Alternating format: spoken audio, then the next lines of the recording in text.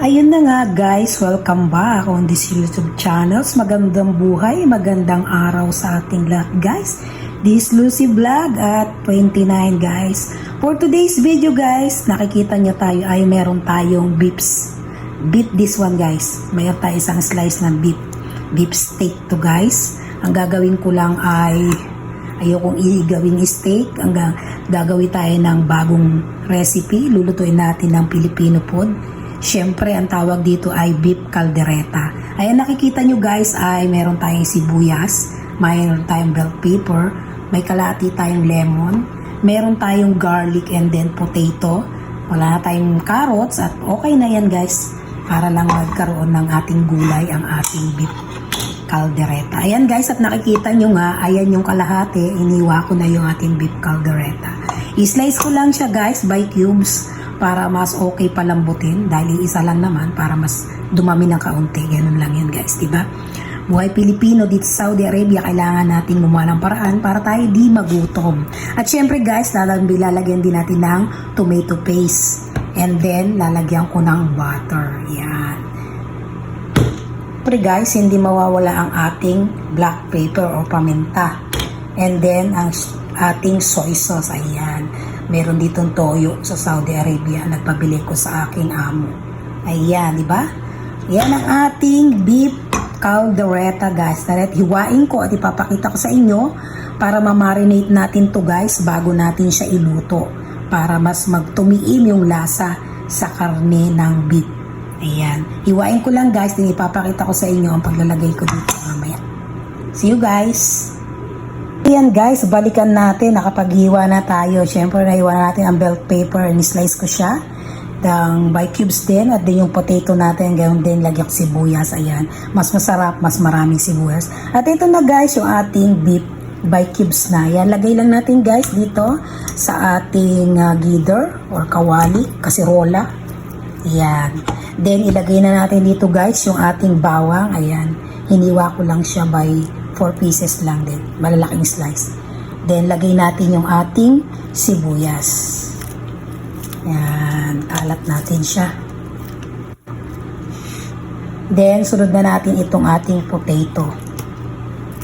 Yan, pagsama-samahin lang natin siya dito lahat guys, para ma-marinate siya at tumiim yung lasa ng panangkap sa karne. Ayan, yan, ganyan lang siya guys. Then, lagyan natin ng paminta. Ayan. Then, tomato sauce. Ayan, tomato sauce, guys. Then, syempre, ang ating soy sauce. Ano to, guys? Filipino style caldereta. Diba? Lutong Pinoy tayo, guys, eh. Ayan. Then, syempre, guys, lagyan natin siya ng butter para tumiim na yung lasa. Ayan, lagay tayo na 2 kutsara guys. Yan ang ating beef caldereta. Then yung ating lemon guys na ginayak, ito, kalahating lemon, pigain lang natin dito. Kung meron kayong meron kayong pineapple juice, mas better. Ganoon naman ang pagluluto sa Pilipinas. At dito ay lemon lang. Yan, may samang buto. Tanggalin lang natin guys ang buto. Ayun na siya guys, ang ating beef caldereta. Ito guys ay i-marinate lang natin. Then ito guys ay isasalang na lang natin ito mamaya sa mahinang apoy. Pagsama-samahin lang po na natin muna para magsama-sama yung lasa, tumiim sa karne ng beef. Ayan, diba? Ganyan lang siya guys. Haluin mo. Sama-sama lang.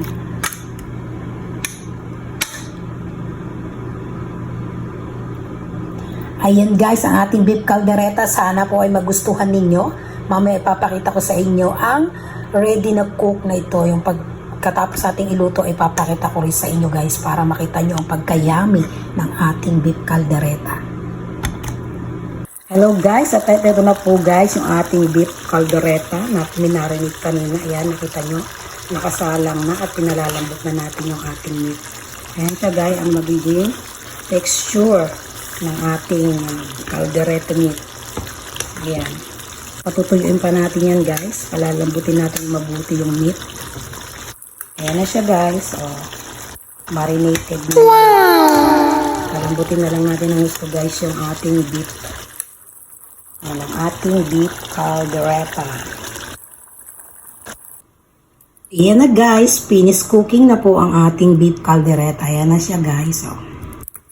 Ito po ang texture. Oh my God. Diba? Napaka-creamy nung sauce.